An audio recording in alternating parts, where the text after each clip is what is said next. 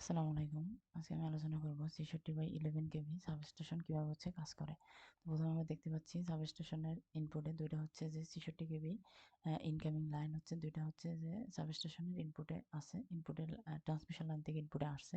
তারপর এখানে double break isolator circuit আছে, যেটা যে অ্যাবনর্মাল কারেন্টকে বন্ধ করে দিবে। তারপর যে এই কারেন্টটা অয়েল সার্কিট ব্রেকারের মাধ্যমে পাস হবে। দুইটা অয়েল ব্রেকার সার্কিটের মাধ্যমে এটা যে সাবস্টেশনের মেইন বাসবারে আসতেছে। এখানে দুইটা বাসবার আছে। আর এখানে যদি অতিরিক্ত কারেন্ট অ্যাবনর্মাল কারেন্ট প্রবাহিত হয়, সেটা যে অটো লক হয়ে যাবে, যার ফলে অতিরিক্ত কারেন্ট এখান থেকে গ্রাউন্ডে চলে যাবে। এখানে দুটো গ্রাউন্ডে চলে যাবে। তারপর এখানে একটা কারেন্ট ট্রান্সফর্মার আছে, যেটা যে আমরা মিটারিং এর জন্য ব্যবহার করি। যদি কি পরিমাণ কারেন্টের জন্য বাসবারটা কিরকম ব্যবহার করবে, সেই মিটারিং এর জন্য আমরা এই কারেন্ট ট্রান্সফর্মার ব্যবহার করি।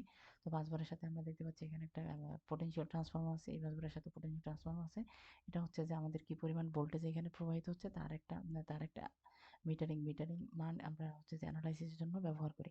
তো এই দুইটা বাসবার যে কমনলি এই সার্কিটের মাধ্যমে কমনলি কানেক্টেড। তার একটা যদি নষ্ট হয়ে যায়, একটা যদি কাজ ঠিকভাবে অপারেট না করে, তাহলে যে অপর বাসবারটা অপারেশন চালা যায়।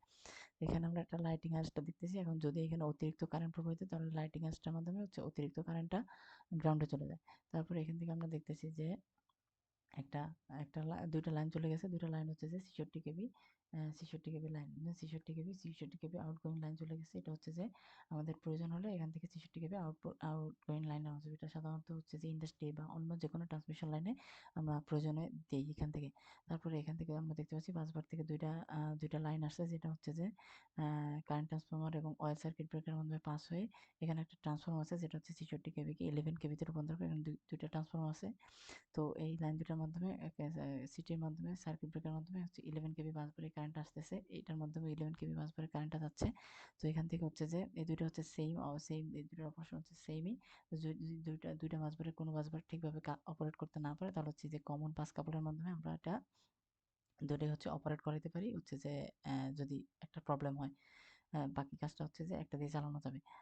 আর যে এইখান থেকে 11 কেভি বাসবার থেকে যে সিঙ্গেল সার্কিট ব্রেকারের মাধ্যমে কারেন্টটা পাস হয়। তারপর অয়েল সার্কিট ব্রেকার এবং সিটির মাধ্যমে পাস হয়ে ডিজায়ার লোকেশনে যে কারেন্টটা চলে যায়।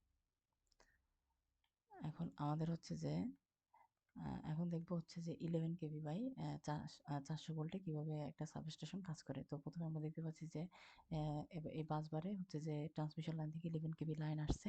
লাইন আসার পর যে আমরা এখানে দেখতে পাচ্ছি একটা গ্যাং সুইচ। যে গ্যাং সুইচটা যে আমরা আমাদের প্রয়োজনে যে অফ করে নিতে পারি যদি আমরা এখানে কোনো কাজ করি, অথবা যে আমরা আর গ্যাং সুইচটা যে অটোমেটিকলি অফ হয়ে যাবে যখন এখানে অ্যাবনর্মাল কারেন্ট যে পাস হবে। তো গ্যাং সুইচের মাধ্যমে কারেন্টটা পাস হওয়ার পরে সার্কিট সার্কিট কেবল বক্সের মাধ্যমে যে কারেন্টটা ডিজায়ার লোকেশনে আন্ডার কেবলের মাধ্যমে ডিজায়ার লোকেশনে পাঠানো হয়। ডিজায়ার লোকেশনে সার্কিট কেবল বক্সের মাধ্যমে ডিজায়ার লোকেশন থেকে কারেন্টটা কেবলটা রিসিভ করে, বক্সটা রিসিভ করে। তারপর কারেন্টটা 11 কেভি যে অয়েল সার্কিট ব্রেকার, এই সার্কিট ব্রেকারের মাধ্যমে এটা পাস হয়। তো তারপর যে একটা সিটি কারেন্ট ট্রান্সফর্মার আছে এখানে, যেটা যে